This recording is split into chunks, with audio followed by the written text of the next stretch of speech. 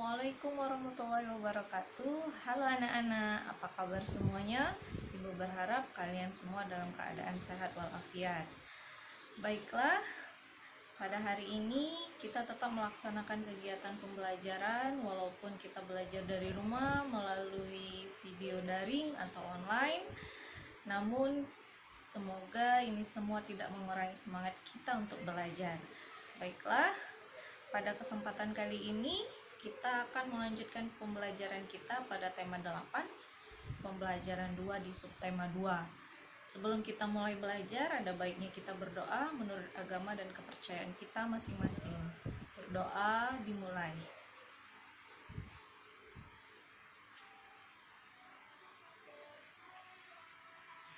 Selesai. Baiklah, seperti biasanya sebelum kita memulai pembelajaran kita akan menyanyikan lagu wajib nasional, mengucapkan Pancasila dan Sumpah Pemuda, melakukan tepuk PPK dan salam PPK. Baru kemudian kita masuk ke pembelajaran kita hari ini. Siap anak-anak? Oke, kita mulai dari menyanyikan lagu wajib nasional. Kita nyanyikan lagu Garuda Pancasila. Oke? 1, 2, 3. Garuda Pancasila, akulah pendukungmu, patriot proklamasi, sedia berkorban untukmu. Pancasila dasar negara, rakyat adil makmur sentosa, pribadi bangsaku. Ayo maju, maju, ayo maju, maju, ayo maju, maju.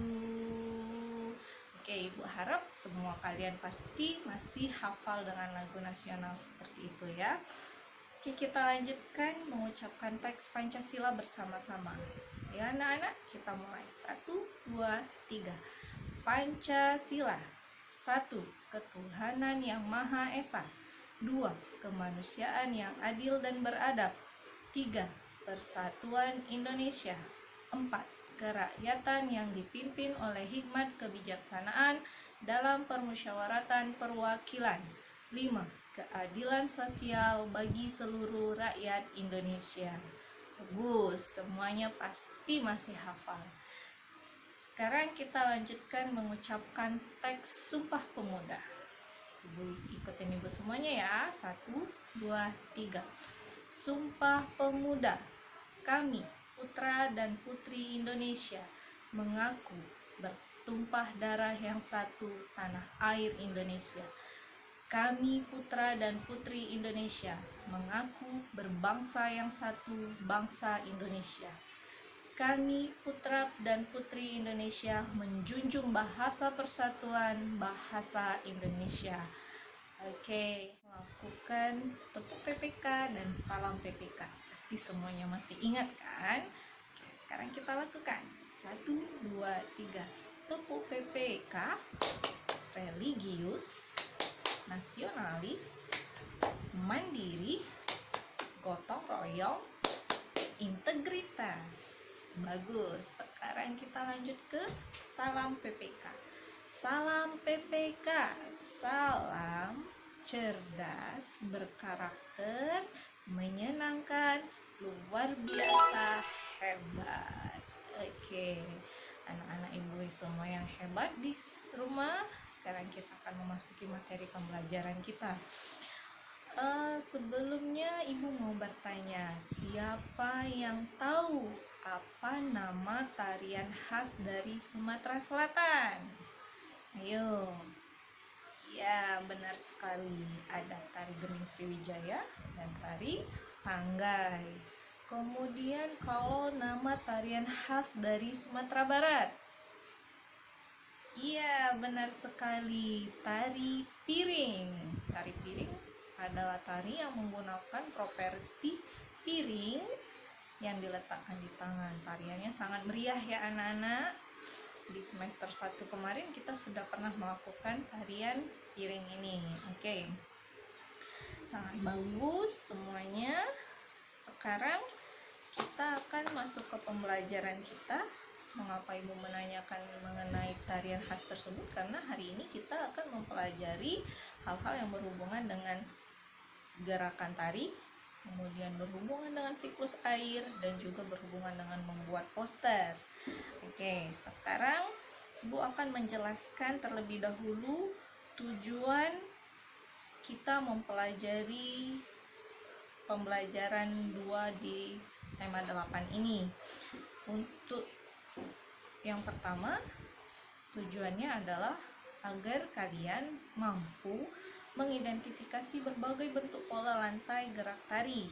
Kemudian kalian bisa memahami peristiwa berdasarkan teks yang nanti akan kita bahas. Kemudian mempelajari tentang pembuatan poster dan juga mempelajari tentang siklus air. Oke, sekarang ibu akan memberikan soal pretest kepada kalian. Kalian silahkan kerjakan. Ibu berikan waktu. Nanti kalian kirimkan ke nomor pribadi ibu.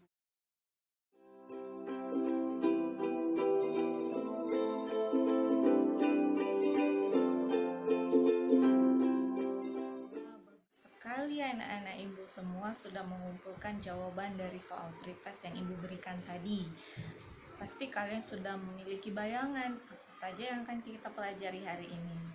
Oke, sekarang ibu akan memberikan video sebuah tarian.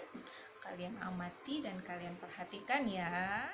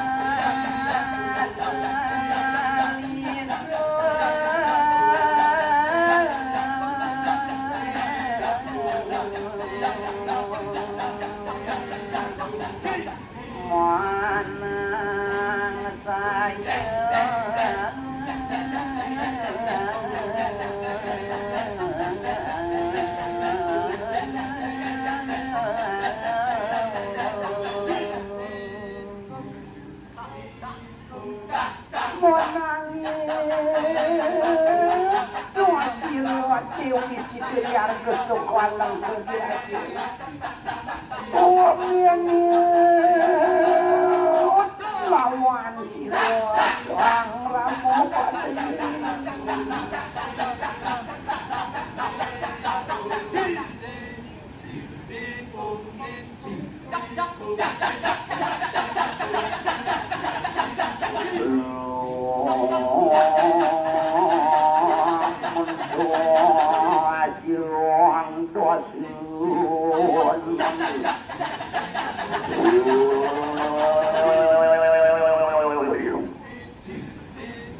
ramo sang ramo padre tulungan Dewi Sita tulung. Wah, you Sita, don't worry my happy. I like you. You're very beautiful. One of the best king number one of the world. I love you full of my Sita.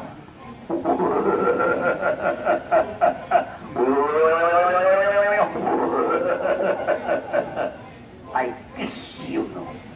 Come on, darling, come on. Come on.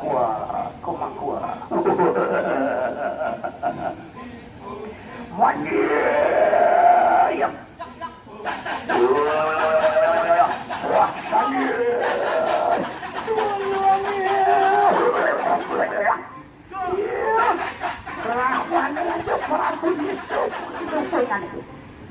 Iwan kinenatan satri yang kamu rawan rayu kalangan lawan setri ramu patru.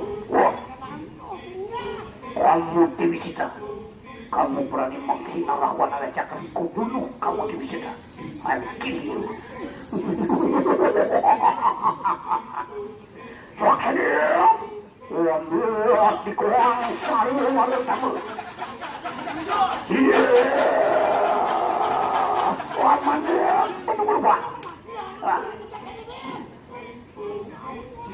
Hormat paduka yang mulia, dengannya dalam janganlah tuanku bunuh Dewi Sita.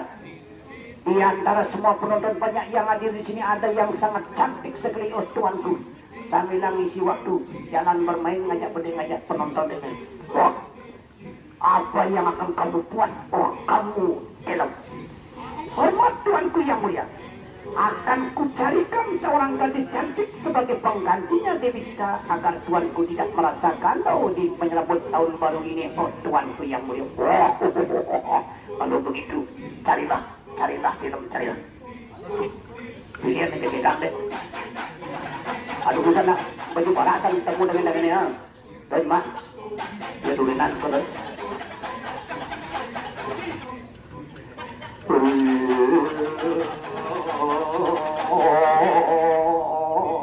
Aduh, asli deh.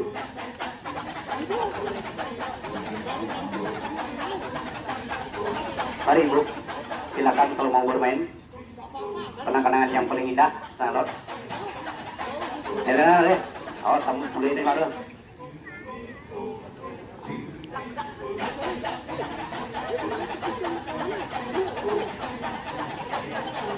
Oh, maybe you like doing with my dancer?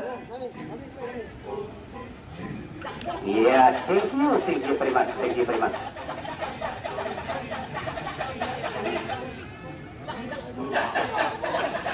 Oke, bagaimana? Sudah memperhatikan video tari yang sudah Ibu share tadi? Sudah kalian amati semuanya? Sekarang Ibu yakin kalian sudah melihat bagaimana formasi penari pada video yang sudah Ibu share tadi. Kemudian arah hadap penari pada saat melakukan gerak tari. Kemudian garis imajiner yang dilalui penari selama melakukan gerakan tari.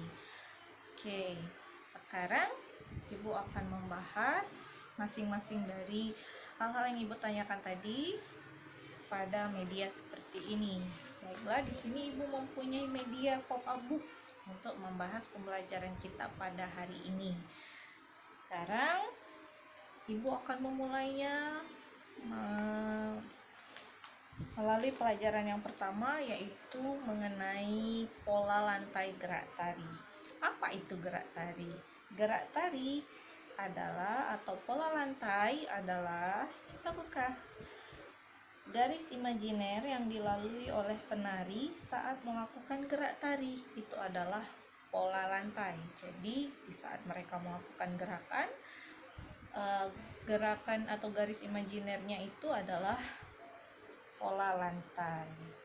Oke, kemudian ada pola lantai itu yang melengkung, ada yang lurus, ada yang berbentuk zigzag, ada yang vertikal, horizontal, ataupun diagonal.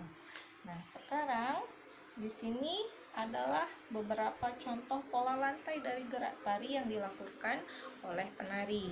Sekarang kita lihat dari media yang sudah ibu buat. Sangat menarik sekali di sini. Sini kita tarik ke sini. Kita mulai dari yang pertama. Ada penari yang bergerak melalui garis lurus dari belakang menuju ke depan. Kemudian yang kedua, ada yang melalui garis diagonal, ada yang melalui garis horizontal, kemudian yang melalui garis diagonal ke atas, ada yang ke depan, dan ada juga yang bergerak melalui garis lingkar. Oke, selanjutnya kita lihat di sini pola lantai yang dibuat formasi penari. Untuk formasi barisannya ya, ada yang diagonal dari depan, kemudian ada yang segi 5, kemudian ada yang garis lurus ke depan, ada yang zigzag, kemudian ada yang membentuk lingkaran, ada yang membentuk pola lantai diagonal. Nah, ini adalah formasi penarinya. Jadi bentuk penarinya pada saat menari. Yang di sini tadi adalah gerakannya atau garis imajiner tadi. Oke, anak-anak, ini adalah contoh pola lantai gerak tari. Ibu yakin semuanya mengerti ya. Sekarang kita lanjutkan. Baiklah, di sini Ibu mempunyai contoh-contoh tarian. Nah, ini sangat menarik sekali anak-anak medianya jika kalian bisa melihat secara langsung. Namun karena di masa pandemi corona ini, maka kalian hanya belajar dari online seperti ini ya. Nah, tari yang sebelah sini adalah tari legong. Tarian ini mempunyai pola lantai melingkar. Lain halnya dengan tari saman. Tari saman ini berasal dari Aceh. Dia mempunyai pola lantai horizontal, berbaris ya ke samping. Kemudian tari piring. Tari piring ini yang berasal dari Sumatera Barat. Tarian ini menggunakan pola lantai diagonal. Ini adalah contoh-contoh pola lantai pada tarian. Baiklah, mengerti anak-anak ya. Sekarang kita pindah ke tarian berikutnya. Ada di sini tari pendet. Tari pendet ini berasal dari kota Bali. Kemudian pola lantainya adalah pola lantai yang berbentuk huruf V atau diagonal seperti ini. Selanjutnya ada tari andun. Nah, ini dia tari andun. Tari andun berasal dari Bengkulu, mempunyai pola lantai melingkar. Kemudian selanjutnya kita lihat di sini ada tari sedati. Tari sedati, tarian yang berasal dari Aceh juga, mempunyai pola lantai lurus segi 4, kemudian berbentuk huruf U dan pola zigzag. Kita lihat fotonya seperti ini. Oke anak-anak, ini adalah mengenai pola lantai. Baiklah anak-anak, itu adalah pembelajaran kita pada pelajaran SBDP. Selanjutnya kita akan melanjutkan pembelajaran kita. Kalian bisa buka buku tema kalian di halaman 64. Di halaman 64 kalian akan menemukan teks yang seperti ini. Sudah Ibu berikan gambar yang menarik di sini. Kalian baca dulu teksnya di dalam hati. Ibu berikan waktu untuk kalian membaca. Oke, silahkan dibaca.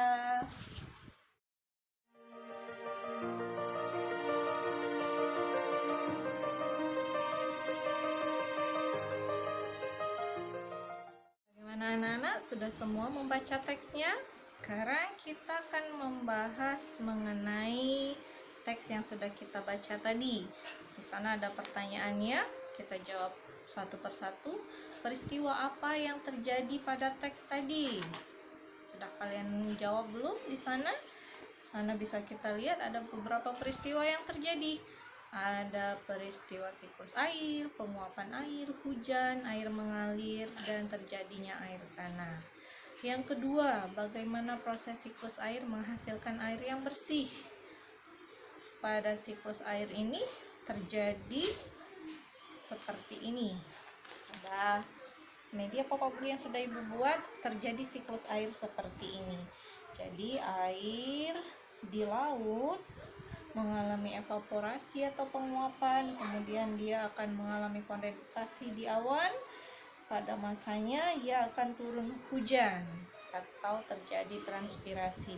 Air hujan ini akan mengalir ke sungai dan kembali lagi ke laut, begitu atau demikian seterusnya ya, sampai dengan kita tidak pernah merasa kekurangan walaupun setiap hari semua orang menggunakan air sebagai salah satu kebutuhan pokok kita.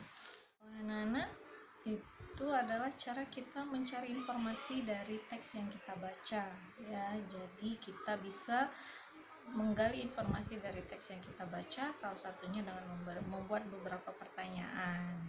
Nah, sekarang kita akan pindah ke pembelajaran kita yang terakhir, yaitu mengenai poster. Bu yakin kalian semua sudah pernah melihat poster ya.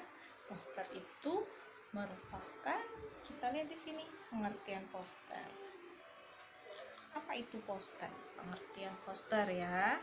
Pengertian poster adalah sugesti berupa gambar dan tulisan untuk melakukan kegiatan yang diinginkan. Nah, jadi bagaimana ciri-ciri poster itu sendiri? Ciri-cirinya kita lihat di sini.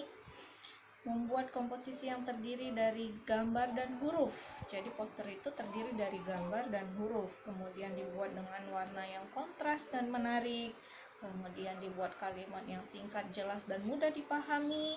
Kemudian pengaplikasiannya ditempatkan di tempat-tempat yang ramai agar bisa dilihat oleh banyak orang. Nah, sekarang apa itu tujuan poster? Tujuannya adalah untuk menghimbau, mengajak orang banyak untuk melakukan suatu tindakan. Tindakan itu bisa berupa tindakan melakukan suatu tindakan atau tidak melakukan suatu tindakan.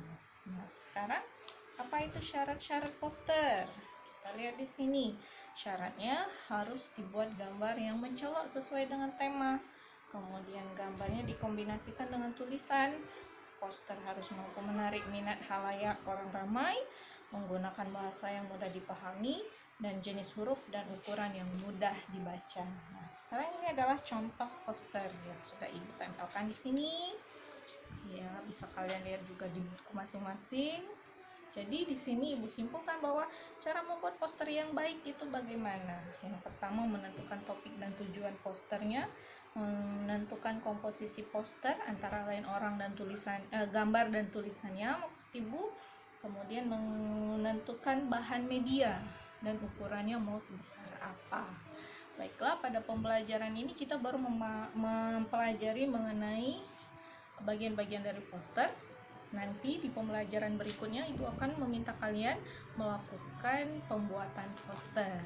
Bagaimana anak-anak? Mengerti semuanya? Baiklah, ini adalah akhir dari pembelajaran kita. Kita simpulkan dulu dari pembelajaran kita yang pertama mengenai pola lantai gerak tari. Pola lantai gerak tari itu apa? Masih ingat anak-anak? Pola lantai gerak tari adalah garis imajiner yang dilakukan oleh penari pada saat melakukan tarian. Pola lantai itu bisa berupa garis lurus atau melengkung. Kalau yang garis lurus, dia bisa berupa garis diagonal, horizontal, dan vertikal. Sedangkan yang melengkung bisa berbentuk setengah lingkaran ataupun satu lingkaran penuh, ya. Kemudian bagaimana cara kita memahami informasi dari teks yang kita baca? Salah satunya seperti yang Ibu bilang tadi, dengan cara membuat beberapa pertanyaan dan mencari jawabannya pada teks yang sudah kita baca. Yang terakhir adalah mengenai poster tadi. Bagaimana cara membuat poster yang baik tadi? Kita lihat lagi sekali lagi di sini, yaitu menentukan tujuan dan temanya atau topiknya, kemudian menentukan komposisi posternya, mau sebesar apa gambarnya dan tulisannya, dan yang terakhir adalah memilih bahannya dan juga ukuran dari poster yang akan kita buat. Baiklah anak-anak, Ibu rasa itu adalah akhir dari pembelajaran kita. Nah, nanti Ibu akan memberikan soal post-test ini, silakan kalian kerjakan masing-masing. Nanti kalau sudah selesai, difoto dan dikirimkan ke nomor Ibu yang pribadi, ya. Oke. Untuk mengambil hikmah atau mengambil manfaat dari pembelajaran kita hari ini, kita mengakhirinya dengan sama-sama berdoa menurut agama dan kepercayaan kita masing-masing. Berdoa dimulai.